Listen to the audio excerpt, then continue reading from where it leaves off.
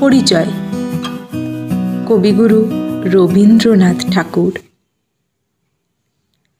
একদিন তরীখানা থেমেছিল এই ঘাটে লেগে,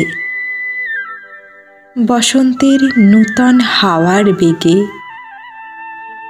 তোমরা শুধায় ছিলে মোরে ডাকি, পরিচয় কোনো আছে নাকি, যাবে কোনখানে?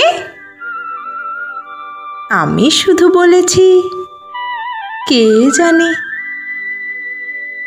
নদীতে লাগিল দোলা, বাঁধনে পড়িল টান, একা বসে গাহিলাম যৌবনের বেদনার গান। সেই গান শুনি কুসুমিত তরুতলে তরুণ তরুণী তুলিল অশোক। মোর হাতে দিয়ে তারা কহিল, এ আমাদেরই লোক। আর কিছু নয়, সে মোর প্রথম পরিচয়। তারপরে জোয়ারের বেলা সাঙ্গ হলো তরঙ্গের খেলা। কোকিলের ক্লান্ত গানে বিস্মৃত দিনের কথা অকস্মাৎ যেন মনে আনে।